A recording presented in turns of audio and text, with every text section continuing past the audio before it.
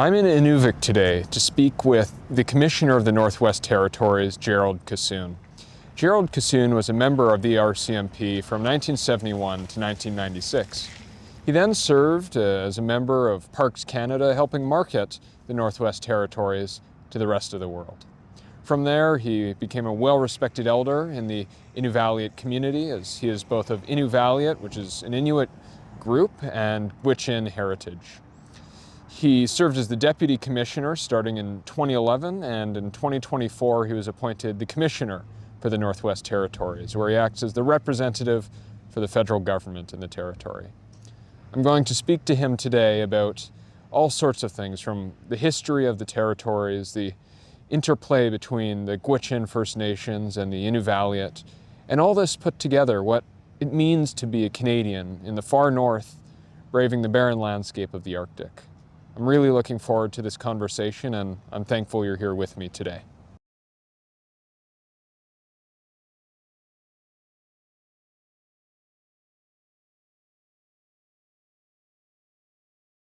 You know, I was born out on the trap line, Luke, and we stayed on the trap line for the first 3 years of my life, and then we moved into this community. It was called East 3 at the time.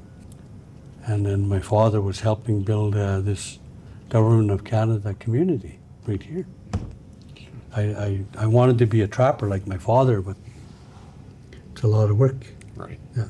So eventually I stayed in school and got a job with the RCMP.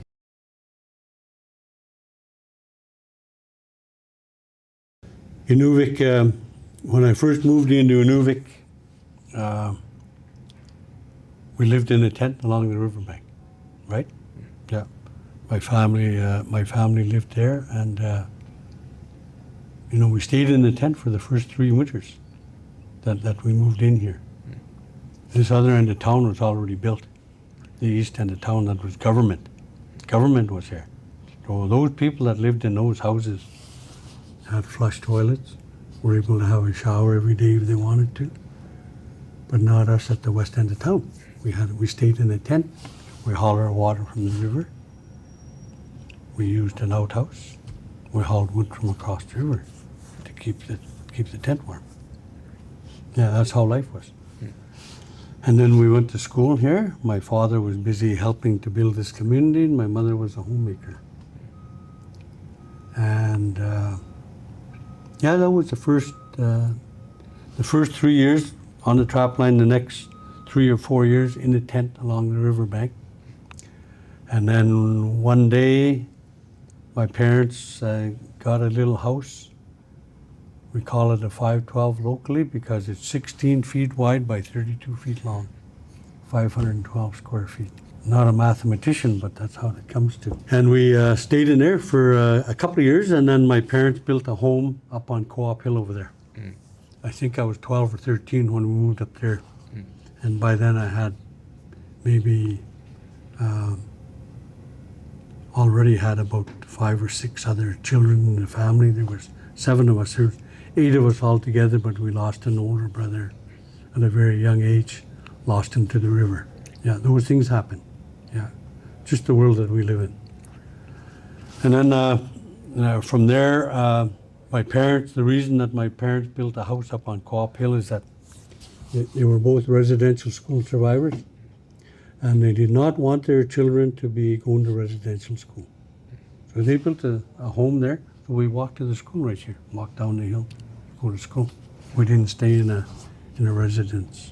residential school that belonged to either the Anglican Church of Canada or the Roman Catholic Church of Canada, or wherever it came from.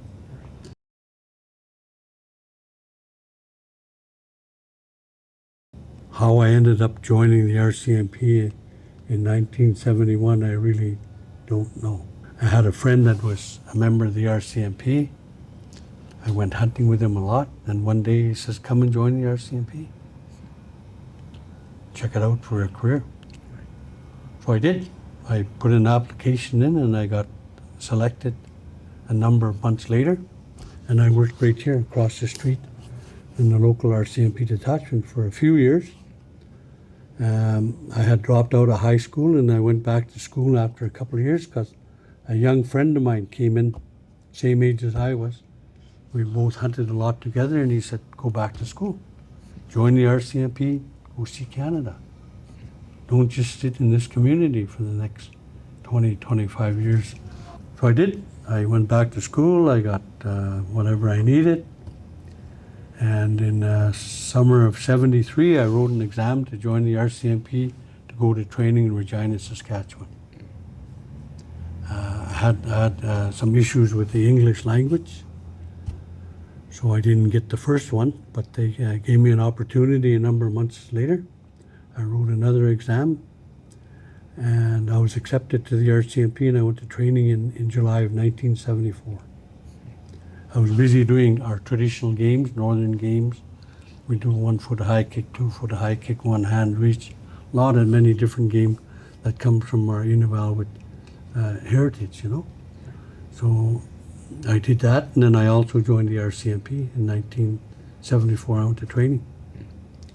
And in training, they do many different things to try to get you ready for the real world.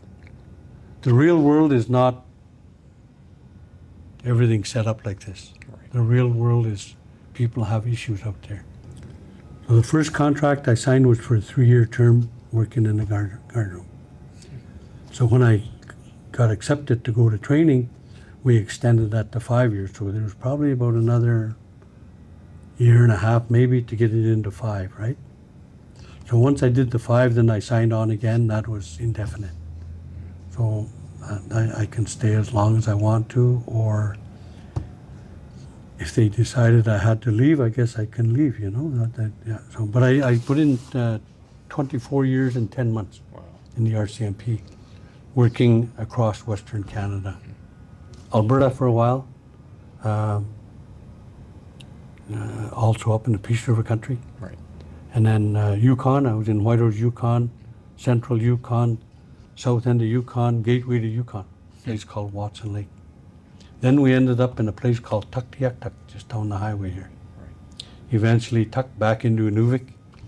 Along the way, I got married to a girlfriend from here. We ended up with 4 children. And now we have 6 grandchildren and 2 great-grandchildren. And then I finished my job with the RCMP. I put in my retirement. I got a job with Parks Canada, telling stories about the Western Arctic, because we want to make sure that all the information that comes out of the Western Arctic that goes to those people in Vancouver, that might go to those people in Calgary, to those ones in Winnipeg, those ones in Toronto, those ones in Amsterdam and so on, is authentic as it could be coming out of our Western Arctic. So we try to make the stories as accurate as could be, the information that we're sending out there. Right. Yeah, so I did that for the next 16 years. In the meantime, I got involved with some Inuvialuit politics. I sat on the Inuvik Community Corporation, our Inuvialuit final agreement. We signed a claim with Canada in 1984, and I got involved with that for a while. I did a number of terms there.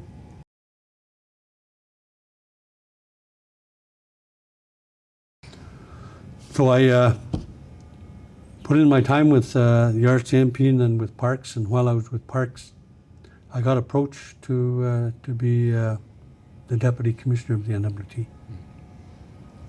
I wasn't sure what was happening there, but I was asking about what do we do and so on, and they approached me actually to be the Commissioner of the RCMP.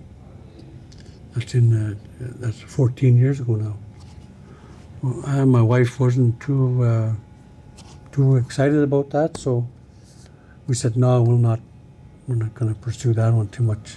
I'd already completed my career with the RCMP. My wife had done 15 years with the company she was working with. Says, I got 5 more years. How about that? We're not going to do that. I'll hang around here for the next 5. Right. And that's what we did. Wow. Yep. Then I got appointed as the Deputy Commissioner in the fall of 2011. In the fall of 2017, I finished 2 terms as a deputy commissioner. And then 2023-4, wow, I got approached to be the commissioner of the NWT. We did all the paperwork and everything else, and wow, here I am. Yeah. So right now, as a commissioner, I help out with government with any enactments of law that they might make and so on. We're very similar to what the lieutenant governors do in the provinces. They have an act that gives them direction, I guess, as to what they do. We don't have an act per se in the Northwest Territories, so anything we do comes from the federal government of Canada. So we're the representative to the federal government as commissioner of the NWT. Right. It's a 5-year term. I've been on, like I said, close to 18 months now, and I probably got another 3.5 years to go, maybe longer.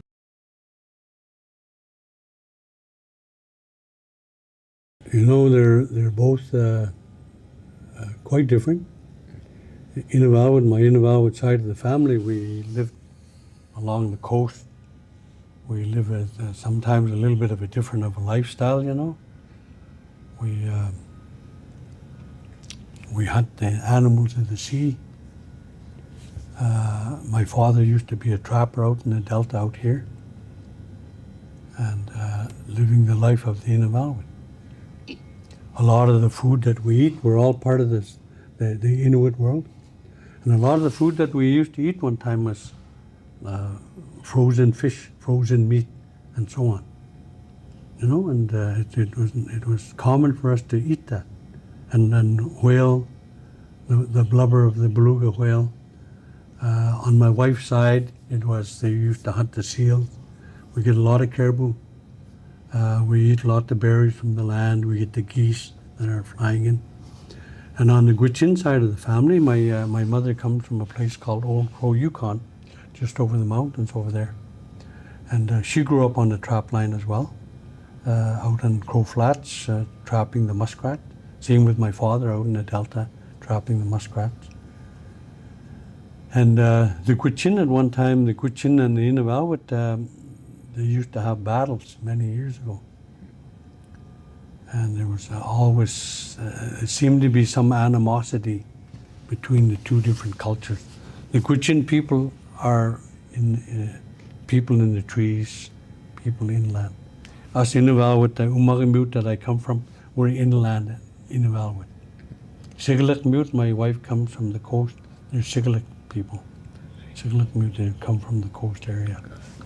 Whereas the Gwich'in there, over there, and my parents both went to residential school in the Clavik NWT, and my mother came out of a community of Old Crow. She was raised by her grandparents, and her grandfather was the chief of the Vantat Gwich'in people in Old Crow for many years. So my mother grew up in that world, and then went to school in the Clavik from 12 to 16. When she went to school, she only spoke Gwich'in, the language of her family over there. 4 years later, the church took the Gwich'in out of her, only speak English after that. She met my father along the way, and then they got together and they got married in September of 1951 in the Clavik. And it might have been the 3rd or 4th or maybe the first half a dozen marriages that happened between Inuvialuit and Gwich'in. My grandparents on both sides, my grandmothers on both sides of the family weren't very happy with the union because they didn't think it was right that an Inuvialuit is marrying a Gwich'in or a Gwich'in is marrying an Inuvialuit. When the grandchildren started showing up, Luke, the whole world changed. You know, ever since then and ever since this community growing from what it was, when I moved into this community, we stayed at that riverbank down there. We stayed in the tent. Many of our families along that riverbank stayed in the tent as well for the first number of years. And then a lot of us down here at the west end of town, we ended up getting in what they call a 512 unit. Right. And then Inuvialuit and Gwich'in now it's fairly common now to see them even get married, right? But a lot of us, some of us come from mixed backgrounds. I was saying earlier, my great-grandfather on my mother's side of the family comes from Sweden. He left Sweden as a 14-year-old boy and went to Australia with the boats, and apparently stayed for a year or so in Australia. Then time to go home, he jumped ship and ended up in the west coast of North America and ended up in the Yukon. Married our great-grandmother in 1910, just downriver from Old Crow, Yukon. And then the family started. Then from that, there was 1911, Granny Sumler, 1913, Uncle Johnny, Johan.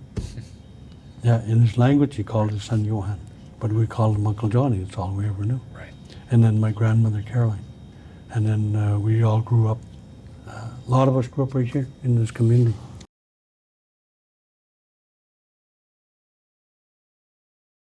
That was a common way of life, I think, Luke, for many of us that grew up in this region, whether we came from the Inuvialuit side of the world, whether we came from the Gwich'in side of the world, or whether we came from the mixed family sides of the world. A lot of our families, a lot of them were trappers because trapping was a way of life, and that's how a lot of our families got raised up, because our grandfathers were well-to-do trappers. Trapped the colored foxes in the delta, they trapped the link, they trapped the mink, they trapped the wolves, the wolverine. In the winter they hunt the moose and the caribou, and or maybe all season long, and then we get the fish from the water, and we get the beluga whales. And they were very well-to-do trappers and providers for their families. And that was a lifestyle. And they're very hard-working people, very proud of what they did. No money from government. Yeah. Right. Yeah, no money from government. They did their own living. When I was a kid growing up, yeah, no Columbia jackets, no Under Armour, no Helly Hansen. Everything was homemade.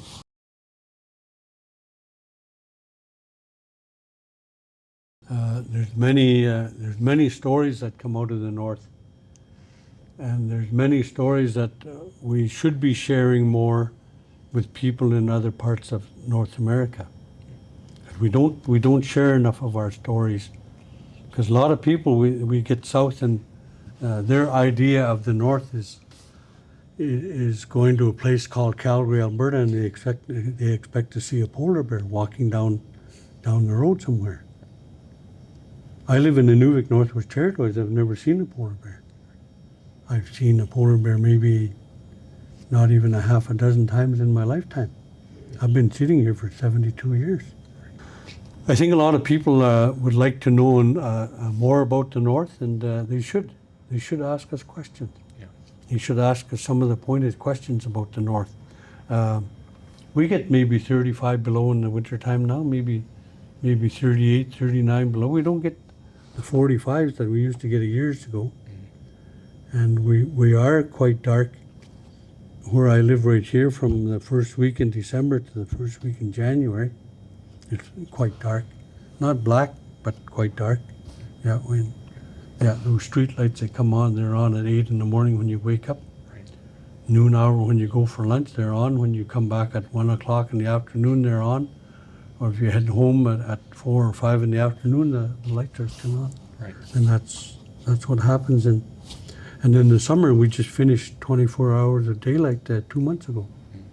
We had the end of May, all of June, part of July, the sun does not go over the horizon. Mm-hmm. And that's something that we grew up with. Right.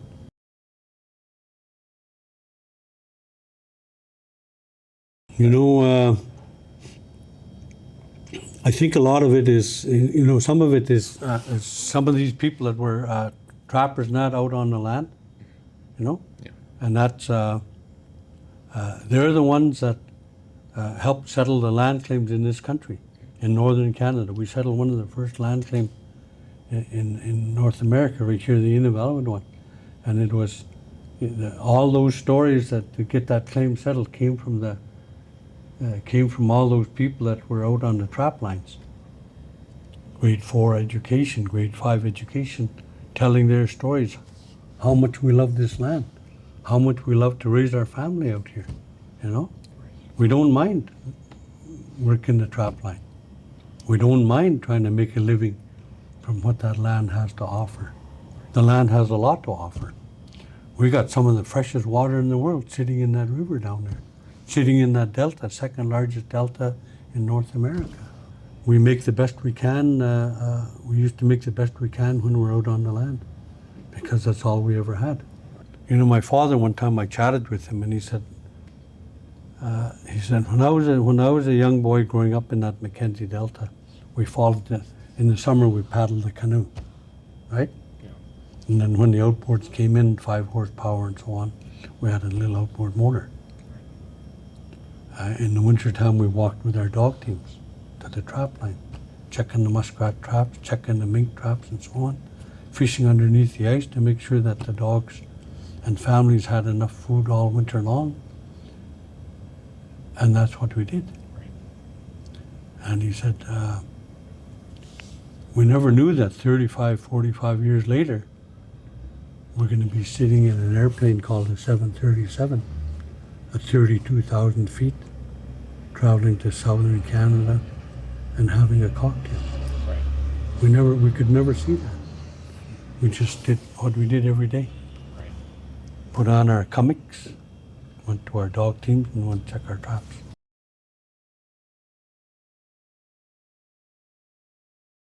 I think Canadians, there's a lot of really proud Canadians out there just to be Canadian and to work this land and make this land not only work for them but work for the rest of the country, and to make sure that everybody has an opportunity to do something.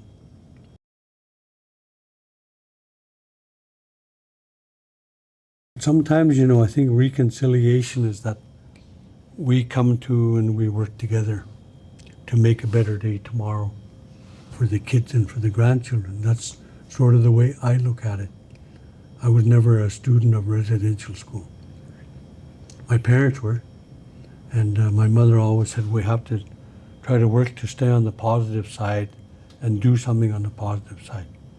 If there's an issue, let us try to find something that might fix that issue we're talking about. One of the only ways, I think. But it's not only us, everybody's got to be a part of it.